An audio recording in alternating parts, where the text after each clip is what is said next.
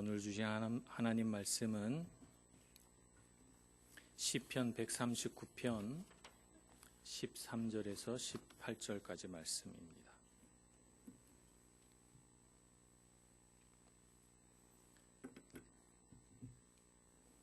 시편 139편 13절에서 18절까지 우리 한 목소리로 같이 봉독하겠습니다. 시작. 주께서 내 내장을 지으시며 나의 모태에서 나를 만드셨나이다. 내가 주께 감사하옴은 나를 지으심이 심히 기묘하심이라. 주께서 하시는 일이 기이함을 내 영혼이 잘 아나이다. 내가 은밀한 데서 지음을 받고 땅의 깊은 곳에서 기이하게 지음을 받은 때에 나의 형체가 주의 앞에 숨겨지지 못하였나이다. 내 형질이 이루어지기 전에 주의 눈이 보셨으며 나를 위하여 정한 날이 하루도 되기 전에 주의 책에 다 기록이 되었나이다. 하나님이여, 주의 생각이 내게 어찌 그리 보배로우신지요. 그 수가 어찌 그리 많은지요. 내가 세려고 할지라도 그 수가 모래보다 많도소서이다. 내가 깰 때에도 여전히 주와 함께 있나이다. 아멘. 같은 말씀을 이번 주에 다시 한번 묵상하려고 합니다. 하나님께서 우리에게 마음을 주시고 능력을 주셔서 그것을 통해서 영광 받으시기 원한다라고 말씀을 드렸습니다.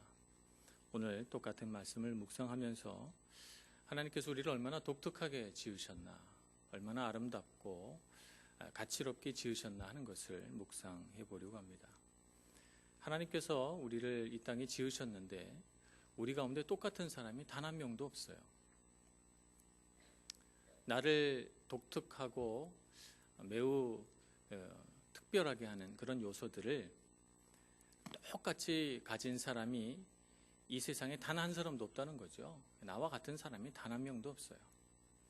이 말은 바꿔서 말하자면 하나님께서 나를 향해 세우신 뜻을 나 대신 수행할 사람이 이 세상에 한 명도 없다는 뜻입니다. 하나님께서 나를 향해 품으신 뜻이 있다면 그건 나만 할 수 있는 거예요. 그래서 하나님 앞에 나는 대단히 특별한 사명을 가지고 태어났고 나는 그래서 매우 존귀하고 가치로운 존재다 하는 것을 우리가 알아야 되겠습니다. 그래서 이런 하나님께서 우리에게 주신 독특하고도 가치로운 사명은 우리가 교회 안에서 그리스도의 몸 되신 교회를 섬길 때에도 마찬가지로 우리가 독특하게 사용할 수가 있고, 이것은 하나님 앞에서 마찬가지로 대체 불가하다 하는 것을 우리가 알아야 되겠습니다.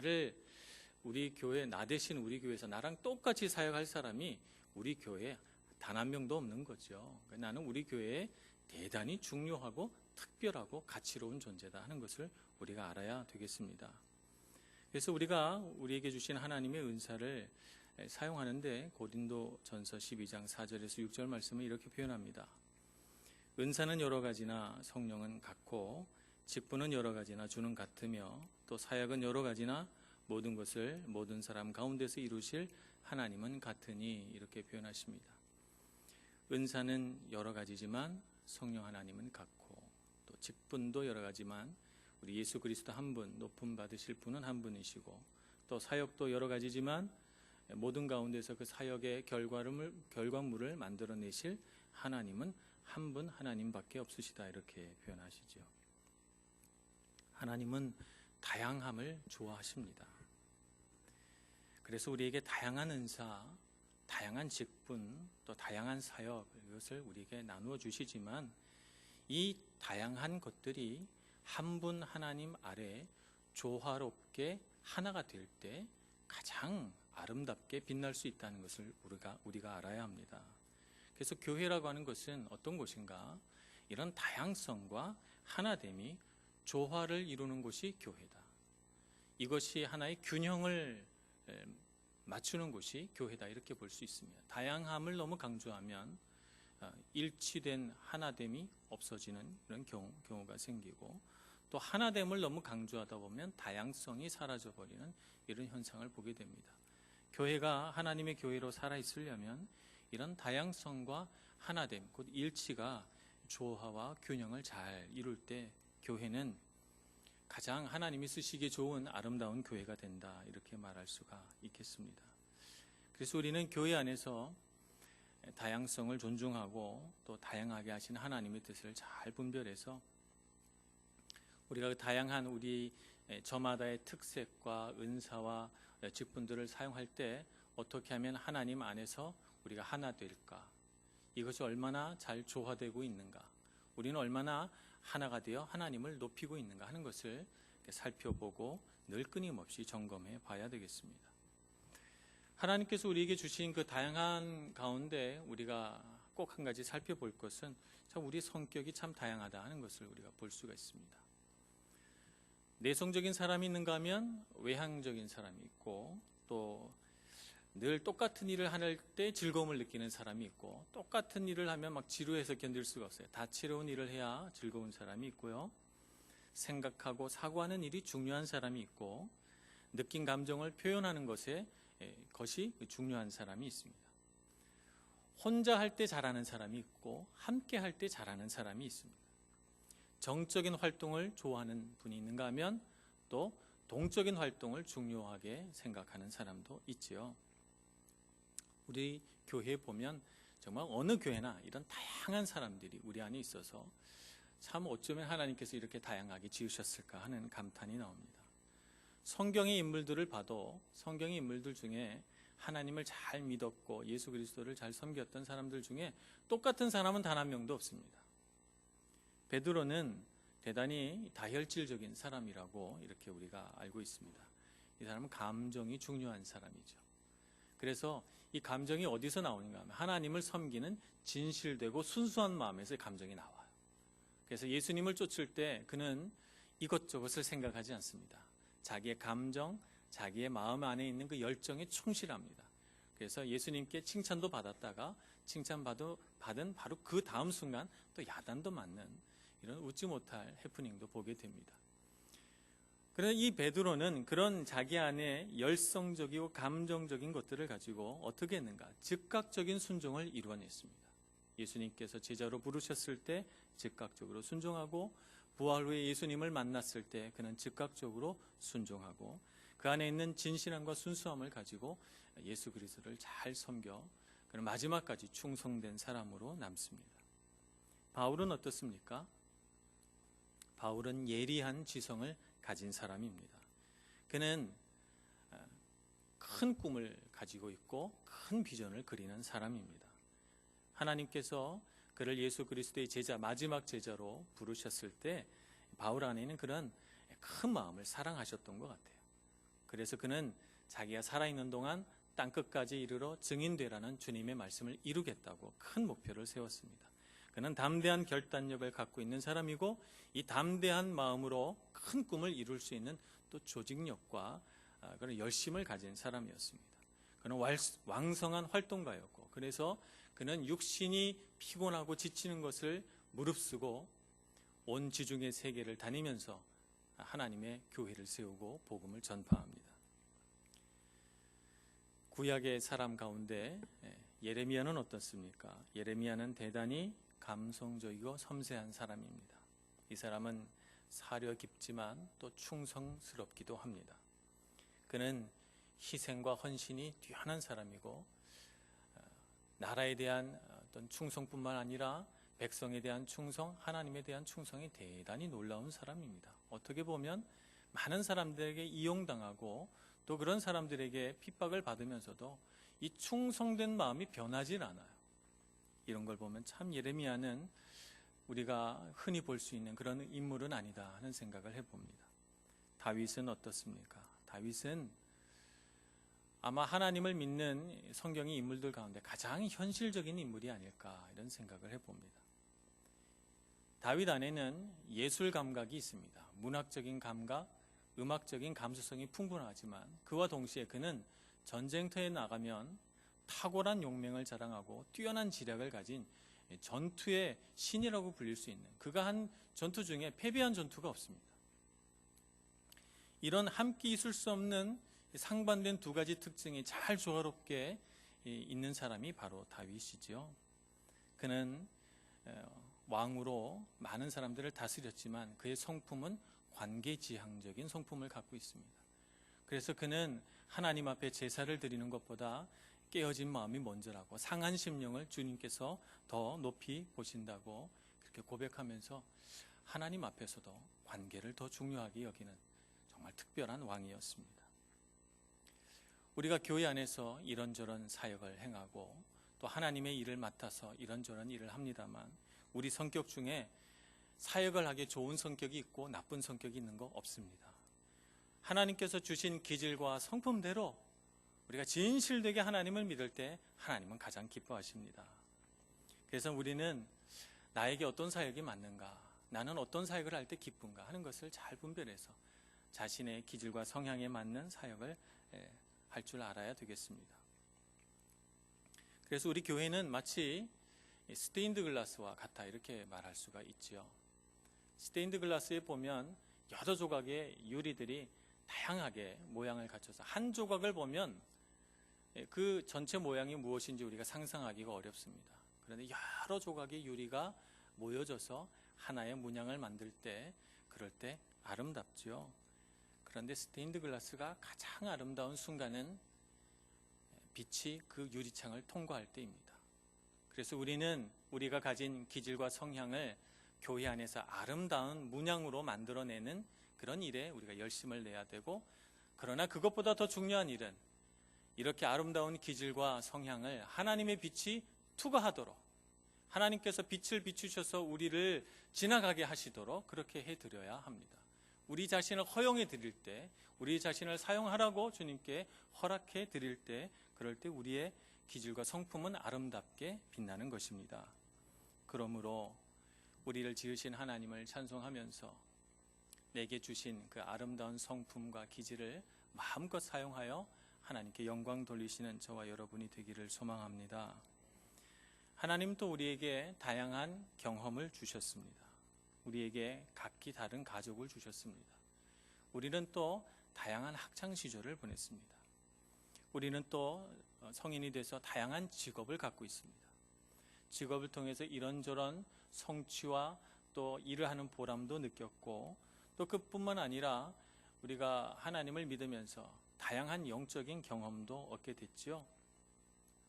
하나님과의 인격적인 만남의 순간이 우리에게 있습니다. 예배를 드리며 눈물을 흘렸던 감격의 순간이 있고, 기도하며 깊이 들어갔던 영적인 희열을 맛봤던 순간도 있습니다. 선교하면서 하나님 아버지의 마음을 느끼고 가슴을 치며 하나님 앞에 무릎 꿇고 기도했던 때도 있지요. 우리는 다양한 경험을 갖고 있습니다. 그런데 우리에게 있어서 사실 빠뜨릴 수 없는 중요한 경험 하나가 있는데, 그것이 뭐냐면 고통스러운 경험이에요. 우리 안에 있는 문제, 우리 안에 있는 상처, 상실감, 또 우리 안에 있는 여러 가지 연약함, 육체의 가시, 유혹, 시험, 이런 것들이죠. 하나님 우리를 사용하시기 전에 우리를 먼저 준비시킬 때 하나님은 이런 우리 안에 있는 고통스러운 경험을 가장 많이 사용하십니다. 하나님 우리 삶 가운데 있는 경험 중에 이런 고통스러운 경험, 우리의 상처와 아픔, 이런 것들을 낭비하지 않으시고 그런 것들을 하나님의 가장 위대한 사역을 하시는데 사용하십니다. 제가 캐나다에 있을 때 그 밴쿠버 헤이스팅스 거리에 한번 간 적이 있습니다. 헤이스팅스 거리는 일명 마약 거리라고 불리는 곳입니다. 마약 중독자들만 모여 사는 곳이에요. 거기에 기독교 재활의 집이 있기 때문에 거기에 이제 저희들이 하루 봉사로, 사실은 이름은 봉사지만 봉사가 아니라 그 마약 거리를 한번 경험해 보라는 선교사님의 어떤 배려로 저희들이 그곳에 가게 된 것이죠. 점심 식사를 준비해 갖고 왔는데 문신이 막 그려진 우락부락하신 분이 왔어요. 저는 이곳에서 사역하려면 저 정도는 돼야 되나 보다 이렇게 생각을 했는데, 그게 아니고 그분이 마약 중독자로 굉장히 오랫동안 살다가 이곳에 와서 하나님을 만나고 그 모든 그 중독을 치료하고, 자기 원래 직업이 요리사였기 때문에 그곳에서 요리를 해서 마약 중독자들을 섬기고 있다는 것입니다. 어떤 분은 마약 중독에서 벗어나기 위해서 굉장히 애를 썼는데도 안 되는데, 그곳에서 그림을 그리면서 하나님을 만나고 그래서 중독에서 벗어나게 됐습니다. 자유함을 얻은 그는 그곳에서 많은 중독자들을 모아서 그림을 그리는 그런 일들을 하면서 그들을 섬겨가고 있는 것을 봤습니다. 그들의 아픔, 그들의 고통, 그들의 괴로움을 누가 가장 잘 알겠습니까?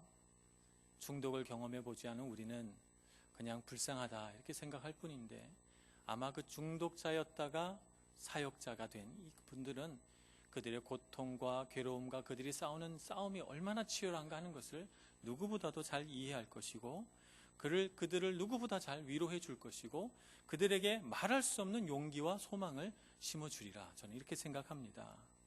그래서 우리에게 있는 어떤 상처와 아픔과 괴로움은 하나님의 일을 하게 하는 도구가 된다 하는 것을 알아야 되겠습니다. 그래서 하나님은 우리에게 어떤 사역을 맡기시기 전에 우리를 준비시키실 때 우리에게 이런 환난과 어려움을 통해 강건해지는 능력을 우리에게 주시는 것입니다. 고린도후서 1장 4절에 보면 우리의 모든 환난 중에서 우리를 위로하사 우리로 하여금 하나님께 받는 위로로서 모든 환난 중에 있는 자들을 능히 위로하게 하시는 이시로다, 이렇게 말씀하십니다. 그러니까 우리가 환난을 당하는 이유는 우리가 환난 속에서 하나님의 위로를 경험하고, 또 우리가 살다가 누군가 환난을 당하는 사람을 보거든 그들을 하나님의 위로로 위로하라고 우리에게 환난을 주셨다 하는 것입니다. 그래서 우리는 우리에게 허락하신 이런 인생의 경험들을 주님의 빛에 비추어 보아야 되겠습니다. 내게 왜 아픔을 주셨을까? 하나님 이것을 통해서 나에게 무엇을 깨닫게 하시고 무엇을 배우게 하시는 것일까 하는 것을 묵상하면서 아픔과 상처와 괴로움 속에서 더욱 영적으로 성장해가는 저와 여러분 되기를 소원합니다. 하나님께서는 이런 것들을 사용하시도록 하실 때 기꺼이 그것을 사람들과 함께 나누도록 우리를 인도해 가십니다. 더 이상 비밀한 곳에, 또 은폐된 곳에, 그 어둡고 은밀한 곳에 우리의 경험을 둠으로써 사탄이 그곳을 공격할 수 있는, 공격하도록 그렇게 하지 않기를 원하십니다. 사탄의 사냥감으로 우리가 몰리지 않도록 하나님 그것을 빛 가운데 드러내기를 원하죠. 그래서 우리는 우리 안에 있는 괴롭고 부끄럽고 힘든 것들을 드러낼 때, 빛 가운데 드러낼 때 하나님의 은혜가 임하게 되는 것을 보게 됩니다. 뿐만 아니라 우리의 고통스러운 경험들을 하나님 앞에서 그리고 사람 앞에서 솔직하게 인정할 때 우리의 연약함 위에 하나님의 은혜가 어떻게 부어져 역사하시고 우리를 도우시는가 하는 것을 보여지게 하십니다. 그래서 고린도후서 12장 9절에는 사도 바울은 이렇게 말씀하시죠. 나에게 이르시기를 내 은혜가 내게 족하도다. 이는 내 능력이 약한 데서 온전하여 짐이라 하신지라. 그러므로 도리어 크게 기뻐함으로 나의 여러 약한 것들에 대하여 자랑하리니 이는 그리스도의 능력이 내게 머물게 하려 함이라. 아멘. 그래서 우리는 우리가 강함을 자랑하는 것이 아니고 우리의 약함을 자랑하는 사람이 되어야 합니다. 우리의 실패, 우리의 괴로움, 우리의 약함 위에 하나님은 어떻게 역사하셔서 약한 나를 강하게 하셨는가? 나의 부끄러운 과거를 어떻게 하나님의 영광의 도구로 사용하셨는가? 나같이 무능한 자를 어떻게 하나님께서 지혜롭게 하셨는가 하는 것들을 끊임없이 고백할 수 있어야 되겠습니다. 그래서 우리의 이런 경험들이 하나님의 은혜를 증거하는 도구가 될 수가 있습니다. 다양한 성격, 다양한 경험 우리가 갖고 있습니다. 그것을 경험하는 창문으로서의 역할을 내가 해야 됩니다. 오늘 오전에 잠깐 우리 기도팀과 같이 기도했습니다. 기도하면서 많은 분들이 자발적으로 이렇게 나누시는 모습에 깜짝 놀랐어요. 저 같으면 이렇게 많은 사람들이 지켜보고 있으면 주눅이 들어서 한마디도 못할 것 같은데 떨지도 않으시고 어쩜 이렇게 잘 나누시는지. 근데 더 놀라운 것은 독특한 성격에서 나오는 그 탁월한 성경 해석, 깜짝 놀랐습니다. 똑같은 말씀인데 정말 남들이 볼 수 없는 독특한 관점, 하나님께서 주신 본인의 특별한 능력으로 성경 말씀을 해석하고 또 독특한 삶의 경험을 말씀의 빛을 비추어서 새롭게 해석해내는 그런 모습들을 봤습니다. 참 감동을 받았어요. 제가 이렇구나. 참 우리 교회 교인분들도 참 잘합니다. 제자 훈련을 한 4, 5년 했기 때문에 우리 교인분들도 참 잘하시는데, 그러나 우리 교회 분들도 더욱 이렇게 하나님의 빛 가운데로 자신의 어떤 삶의 경험들을 나눌 수 있어야 되겠다 하는 생각을 해봤습니다. 우리는 하나님을 세상에 비추는 창문입니다. 우리의 경험을 통해서 하나님을 드러낼 수 있어야 되겠습니다. 하나님께서 우리에게 주신 기질과 성품을 통해서 하나님을 드러낼 수 있어야 되겠습니다. 그래서 우리는 우리 안에 있는 다양함을 불편해하거나 이상하게 여기지 말고 이것이 바로 하나님의 은혜구나 하는 것을 알아서, 우리 곁에 나와는 정말 다른 독특하고 특별한 사람이 있거든. 저 사람을 통해서는 하나님이 어떤 특별한 은혜가 내게 비춰올까 하는 것을 궁금하게 여기시고 호기심을 가지고 사귀시는 저와 여러분 될 수 있기를 소망합니다.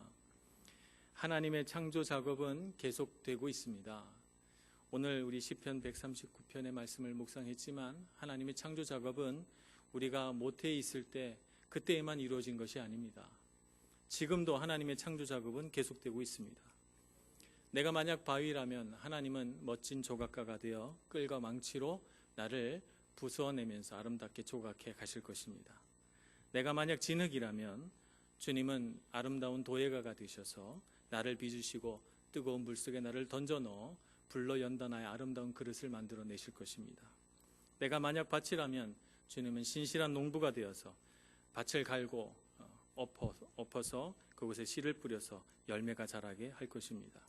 내가 만약 물이라면 하나님은 탁월한 토목 기술자가 되셔서 나로 하여금 호수를 만들어내게 하고 폭포를 이루게 하고 흘러가게 하실 것입니다. 하나님의 손에 붙들려 사용되지 못할 재료가 없습니다. 하나님께서 못하실 일이 없습니다. 고집스런 나를 하나님께서는 망치로 두드리십니다.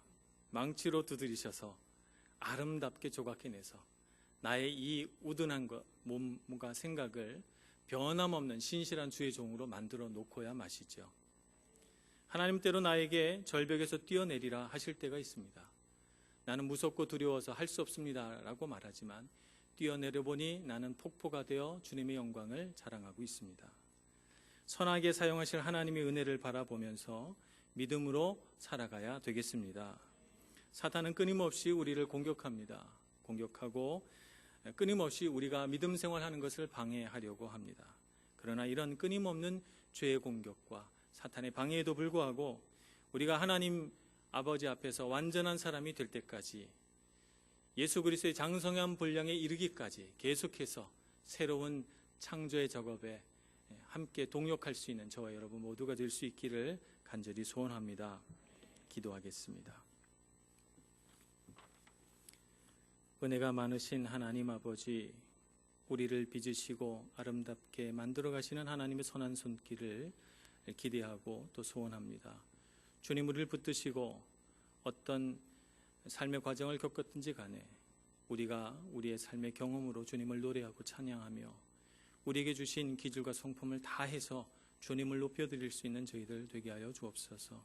하나님, 우리 안에 있는 이 다양함들을 결코 불편해하지 않게 해주시고 우리의 다양함이 하나님을 향한 완전함으로 나아가는 가장 아름다운 길임을 알아서 서로가 서로를 하나님 보듯 바라보고 사랑하고 존경할 수 있는 저희들 되게 하여 주옵소서.